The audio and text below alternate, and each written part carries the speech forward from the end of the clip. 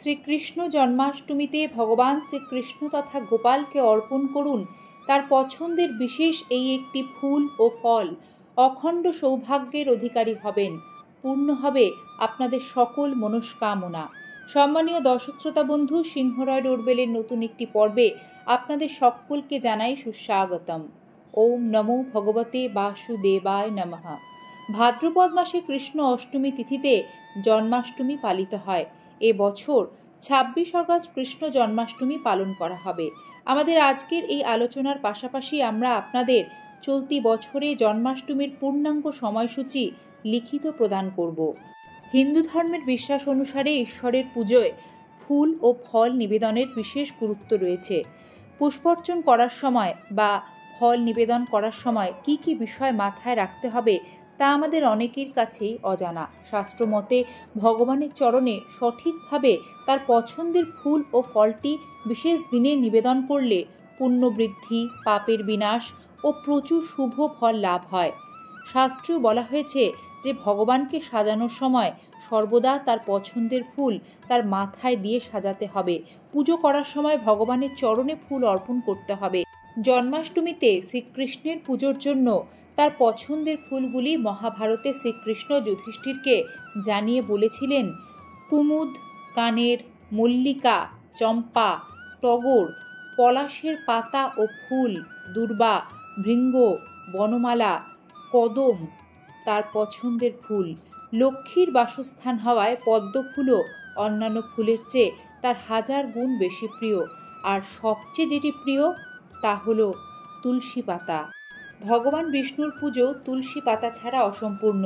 রাম তুলসী এবং শ্যামা তুলসী ভগবান বিষ্ণুর শ্রীকৃষ্ণের খুবই প্রিয়।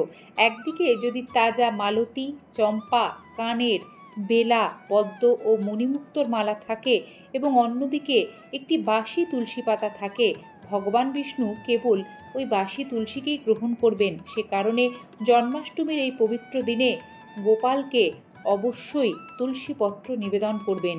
তুলসীর মতোই আরও একটি গাছ আছে যার নাম দৌনা। এটিও ভগবান বিষ্ণুর খুব প্রিয়। দৌনার মালা প্রভুর এত প্রিয় যে শুকিয়ে গেলেও তিনি তা গ্রহণ করেন। এছাড়াও আরও একটি ফুলের কথা আপনাদের জানাবো যা ভগবান শ্রীকৃষ্ণের অত্যন্ত প্রিয় এবং পছন্দের, তা হলো শিউলি ফুল। পুরাণ অনুসারে ভগবান শ্রীকৃষ্ণ স্বয়ং শিউলিকে পৃথিবীতে নিয়ে আসেন। ফুল নিবেদনের পর এবার আমরা জন্মাষ্টমীতে শাস্ত্র অনুযায়ী কোন বিশেষ ফলটি নিবেদনের কথা বলা হয়েছে তা জেনে নেব। শাস্ত্র অনুযায়ী এবছর ২৬ আগস্ট কৃষ্ণ জন্মাষ্টমীতে জয়ন্তী যোগ তৈরি হচ্ছে। আর এই জয়ন্তী যোগেই জন্মাষ্টমী ব্রত করলে অক্ষয় পুণ্য লাভ করা যায়। কৃষ্ণের কৃপায় সুখ সমৃদ্ধি লাভ সম্ভব হয়। কথিত আছে যে ব্যক্তি এই যোগে জন্মাষ্টমী ব্রত পালন করেন তারা বৈকুণ্ঠ লাভ করেন। এবছর গৃহস্থ ও বৈষ্ণবরা একই দিনেই কিন্তু কৃষ্ণ জন্মাষ্টমী পালন করবে। এই বিশেষ ফল ছাড়া জন্মাষ্টমীর পুজো অসম্পূর্ণ। জেনে নিন এর পেছনের পৌরাণিক কাহিনীটি। ভাদ্রপদ মাসে কৃষ্ণপক্ষের অষ্টমী তিথিতে জন্মাষ্টমী উৎসব পালিত হয়। বিশ্বাস করা হয় যে এই দিনে ভগবান বিষ্ণুর অষ্টম অবতার কৃষ্ণ রূপে জন্মগ্রহণ করেছিলেন। প্রতি বছর কৃষ্ণ জন্মাষ্টমী উৎসব পালিত হয় ব্যাপক আড়ম্বরে। রাত্রে কানহার জন্ম, তাই কৃষ্ণ জন্মাষ্টমীতে রাতেই পুজো করতে হয়। আর এই পুজোয় যে ফলটি অবশ্যই আপনাকে নিবেদন করতেই হবে তা হলো শসা। জন্মাষ্টমী পুজোয় শসার ব্যবহারের পেছনের বিশ্বাস ও পৌরাণিক কাহিনীটি ঠিক এই রকম। জন্মাষ্টমীর দিন শসা কেটে তার কাণ্ড থেকে আলাদা করা হয়। এটি শ্রীকৃষ্ণের মাতা দেবকীর থেকে বিচ্ছেদের প্রতীক হিসেবে বিবেচিত হয়। এটি করার পর নিয়ম কানুন মেনেই পুজো শুরু হয়। জন্মাষ্টমীর দিন শসা কাটার প্রক্রিয়াটিকে বলা হয় নল ছেদন। এই দিনে পুজোর সময় তাই কানহাকে শসা অবশ্যই নিবেদন করুন। শাস্ত্রমতে শসার পাশাপাশি এই জন্মাষ্টমীতে কোনো ব্যক্তি যদি নিষ্ঠা ভরে লাউ দিয়ে তৈরি কোনো মিষ্টি গোপালকে নিবেদন করতে পারেন, তার জীবনে সমস্ত রকম দুঃখ, কষ্ট, বাধা, বিপত্তি, গ্রহদোষ দূর হয়ে যায় ভগবান শ্রীকৃষ্ণের আশীর্বাদে। জন্মাষ্টমীতে এই বিশেষ ফুল ও ফল নিবেদনের আগে অবশ্যই আপনার বাড়ির নাড়ু গোপালকে পঞ্চামৃত দিয়ে অভিষেক করতে ভুলবেন না। কৃষ্ণ জন্মাষ্টমী তিথিতে দুধ, দই, ঘি, মধু ও চিনি মিশিয়ে পঞ্চামৃত তৈরি করুন এবং এটি দিয়ে কৃষ্ণের অভিষেক করুন।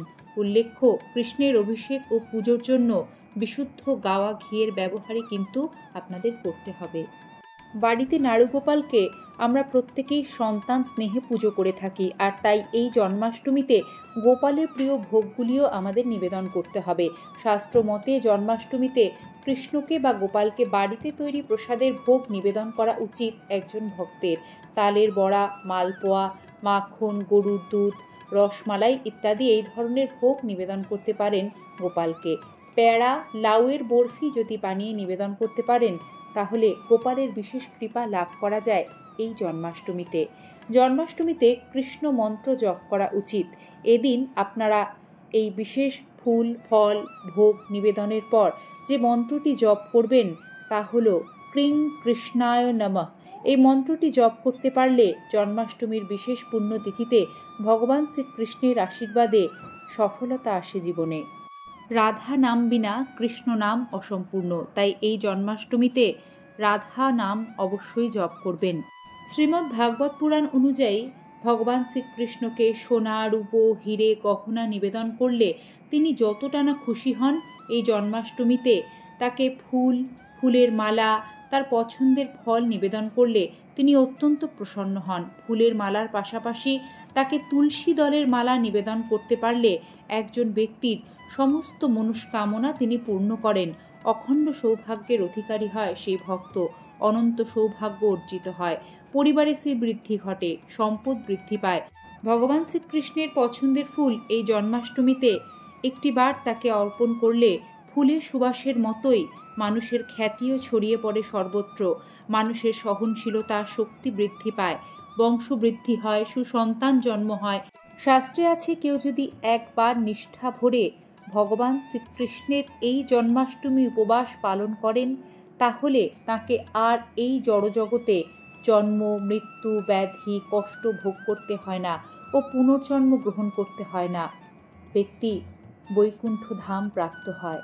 হরে কৃষ্ণ কৃষ্ণ কৃষ্ণ হরে হরে, হরে রাম রাম রাম হরে হরে। কৃষ্ণ কথায় এতটা সময় ধৈর্য ধরে জুড়ে থাকার জন্য আমার সকল সম্মানীয় দর্শক শ্রোতাকে জানাই আন্তরিক ধন্যবাদ। ভালো থাকবেন এবং এই ধরনের সনাতনী বার্তা নিয়ে আগামী পর্বে আবারও হাজির হব। হরে কৃষ্ণা, রাধে রাধে। সাথে থাকবেন।